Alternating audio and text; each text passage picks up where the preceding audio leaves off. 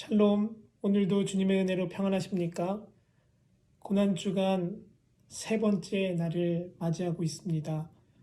우리가 이 고난주간을 통하여 주님의 십자가를 묵상하며 우리 안에 있는 우상을 다시 한번 돌아보는 그리고 회개하는 시간이 있게 되기를 간절히 소망합니다. 오늘 함께 나눌 말씀은 신명기 9장 12절의 말씀입니다.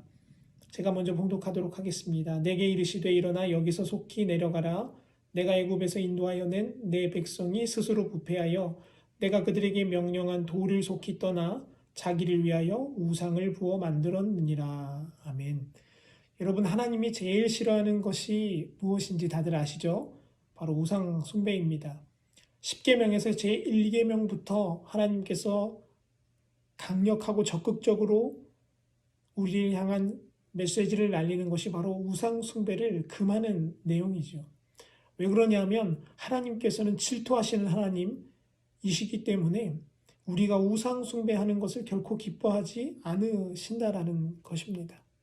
근데 여러분, 우리는요, 수많은 우상 가운데 살아갑니다. 예전에는 불상에 절을 하기도 하고 혹은 각 마을 어귀에 있는 성황당이나 큰 나무에 제사를 드리는 그런 실제적인 눈으로 보이는 우상 숭배들이 많이 있었습니다. 그런데 하나님의 은혜로 우리나라가 믿음 가운데 섰고 그런 우상들의 모습은 많이 사라지게 되었습니다.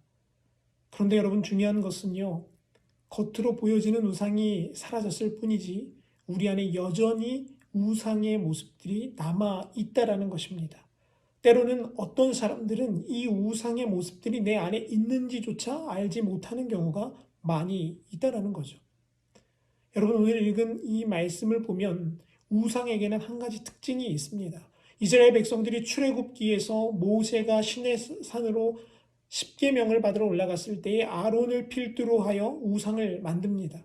그런데 그 우상을 만들 때 성경은 하나의 중요한 표현을 사용하는데 그것은 바로 자기를 위하여 금송아지를 부어 만들었다라는 것이죠. 그런데 오늘 읽은 신명기 9장 12절의 말씀도 보니까요, 하나님께서 명령한 돌을 속히 떠나 자기를 위하여 우상을 부어 만들었다라고 성경은 말합니다. 이제 눈치채셨죠? 여러분, 우상에게 가장 도드라지는 특징은 무엇인가 하면 자기를 위한다라는 겁니다. 다시 말해서 우상 숭배하는 그 사람들의 마음속에 있는 가장 중요한 핵심 포인트는 뭐냐면 자기를 위하여 살아간다는 거예요. 여러분, 금송아지를 왜 만들었습니까? 자기에게 유익하기 위하여. 이스라엘 백성들인 자기를 인도하는 신을 누구인지를 알고 싶어서 그 신 앞에 자기의 존재와 자기가 받을 복을 얻고자 그 우상을 만들지 않았습니까? 이것을 바꾸어 말해본다면 여러분, 우리 안에 이제 보이지 않는 우상은 무엇이냐면 자기를 위하여 사는 삶입니다. 사도 바울은 그래서 이것을 알았기에 로마서에서 이런 고백을 하죠. 사나 죽으나 나는 주의 것이다 라고 말이죠. 자기를 위하여 사는 자가 없다라고 사도 바울은 고백합니다. 여러분, 이 고난주간 우리가 다시 한번 우리 안에 뿌리 깊이 들어와 있는 우상의 모습을 한번 돌아보기를 원합니다. 여러분의 삶의 목적은 어디에 있으십니까? 여러분은 왜 신앙생활을 하고 계시며 왜 기도의 자리에 나아오십니까? 또는 우리는 왜 예물을 하나님 앞에 드립니까? 여러분, 그 내면 깊이 살펴보시면 그 목적이 나를 위한 거지 않습니까? 헌금하면 하나님이 나에게 복 주실 테니까. 주일 섬기면 하나님이 내 인생과 내 자녀의 은혜를 부어 주실 테니까. 결국 따지고 보면 모두가 자기를 위한 삶이라는 겁니다.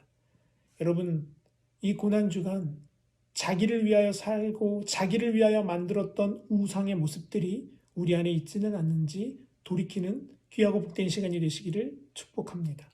여러분, 이제 자기를 위하여 살지 않으시고 주님을 위하여 사는 저와 여러분이 되기를 간절히 소망합니다. 그러기 위해서 우리가 가장 먼저 해야 될 일은 우리 삶의 목적과 이유가 무엇인지를 돌아보는 겁니다.